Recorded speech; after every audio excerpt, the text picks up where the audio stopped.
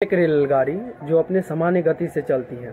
रेलगाड़ी में बैठे लोग कुछ खिड़की की ओर ताक रहे थे, तो कोई खाने में व्यस्त थे तो कोई बातचीत करने में व्यस्त थे।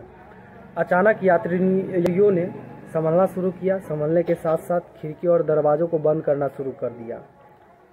कोई बड़ी खिड़की बंद करता तो कोई छोटी खिड़की बंद करता, कोई खिड़की के साथ साथ दरवाजे को भी बंद करता। और तभी सभी लोगों ने अपने अपने धर्म के हिसाब से कोई हनुमान चालीसा पढ़ता तो कोई कुरान पढ़ता, कुरान की आयतों को पढ़ता। बस अब जो कुछ क्षण आने वाले हैं उन्हीं से बचने के लिए। एक चाय वाला जो चाय बेच रहा था, उसकी नज़र एक खिड़की पे पड़ती है जो आपातकालीन खिड़की होती है, जिसमें से आसानी से कोई भी आ जा सकता था।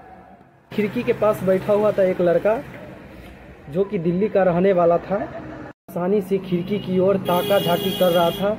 उसे कुछ पता ही नहीं चल रहा था कि आखिरकार ट्रेन में जो है सो इतनी हलचल क्यों मच रही है। तभी चाय वाले गुस्से में आकर उस लड़के को बोलता है, क्या तुम्हें डर नहीं लगता? लड़का कुछ समझ नहीं पाता है कि आखिरकार उसे बेकसूर को क्यों डांटा जा रहा है, उसने क्या गलती कर दिया। तभी उसकी नज़र बाकी यात्रियों पर पड़ती है तो देखा जाता है कि कोई हनुमान चालीसा पढ़ रहा था तो कोई कुरान की आयतों को पढ़ रहा था। सब अपने अपने धर्म के हिसाब से जो है सो भगवान को याद कर रहे हैं। तभी उस लड़के को लगने लगा कि कुछ आने वाले पल में बहुत बड़ा संकट आने वाला है। वाकई कुछ ऐसा ही संकट था जो कई वर्षों से, लगभग 42 वर्षों से चला आ रहा था। आज भी वहाँ ट्रेन जाती है, उस स्टेशन से गुजरती है तो लोगों में डर महसूस होने लगता है। लोग भूतों पर तो विश्वास नहीं करते, लेकिन इस घटना को सुनने के बाद न केवल लोगों ने बल्कि भारतीय रेलवे के बड़े बड़े अधिकारियों ने कागज पे साफ साफ उल्लेख किया है कि ये कोई रेलवे स्टेशन नहीं, ये भूतिया रेलवे स्टेशन है।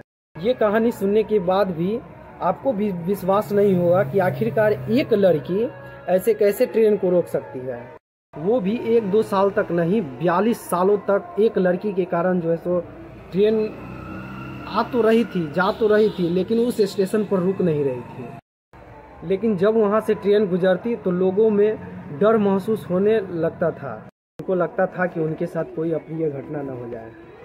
नमस्कार, प्रणाम। आज की जो सच्ची घटना है वो सचमुच दिल दहला देने वाली है। यह घटना झारखंड और कोलकाता को जोड़ने वाली एक रेलवे लाइन, पश्चिम बंगाल का एक जिला पड़ता है पुरुलिया,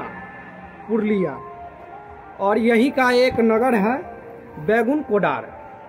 यहीं का एक नगर है बैकुंठपुर के रेलवे मास्टर थे मोहन, जो कि अपने ज़रूरी काम किया कर रहे थे उस स्टेशन पे, जो काम रेल को रवाना करने के लिए किया जाता है। लगभग रात्रि के 8 बजे का वक्त था। मोहन कुछ ज़रूरी काम करने के लिए स्टेशन पर आता है तो उसने ट्रेन के साथ साथ एक लड़की को दौड़ते हुए देखता है। वह घबरा जाता है और घबराने के बाद भागते हुए रेलवे अधिकारी जो वहाँ पे कुछ काम कर रहे थे उनके पास जाते हैं और सारी बात को बताते हैं, लेकिन रेलवे को मजाक में उड़ा देते हैं और बोलते हैं कि तुम्हें कुछ भ्रम हो गया है। मोहन भी सोचा कि शायद ऐसा भी हो सकता है। फिर अगले दिन लगभग 9 बजे के आसपास फिर एक ट्रेन आने वाली थी और मोहन कुछ ज़रूरी काम के लिए फिर स्टेशन पे जाता है। जाने के बाद फिर उसने उसी दृश्य को देखा जो पहले देखा था, लेकिन इस बार की दृश्य जो है कुछ भव्य तरीका की थी। कभी लड़की ट्रेन के ऊपर से दौड़ती तो कभी रेल की पटरी के आगे आगे आकर, ट्रेन के आगे आगे आकर के दौड़ती, तो कभी बगल में वृक्ष है, बड़ा वृक्ष, उस पर चढ़ जाती। यह दृश्य देख करके मोहन और भी ज़्यादा घबरा जाता है, लेकिन स्टेशन पर और अधिकारी उनकी बातों को समझ ही नहीं पा रहे थे, उनकी बातों को मजाक में ले रहे थे। अगले दिन मोहन का मानसिक संतुलन बिगड़ चुका था, वह जो है छुट्टी लेकर के अपने घर चला जाता है। घर जाने के बाद वह डॉक्टर के पास जो है सो भर्ती होता है। उसका इलाज के दौरान मृत्यु हो जाती है। यह खबर जब उन अधिकारियों तक पहुंचती है जो उनका मजाक उड़ाया करते थे, तो कहीं ना कहीं उनके अंदर भी डर महसूस हो जाता है। समय बीतता जाता है, मोहन के जगह पे कोई दूसरा अधिकारी आते हैं और उनके काम को संभालते हैं। बस था और क्या, उनकी काम को संभालते संभालते बस दिन को तो सब कुछ ठीक था, जब रात को किसी ज़रूरी काम से आते हैं स्टेशन पे, तो उसने भी कुछ वैसा ही दृश्य देखा जो कि मोहन देखा किया करते थे।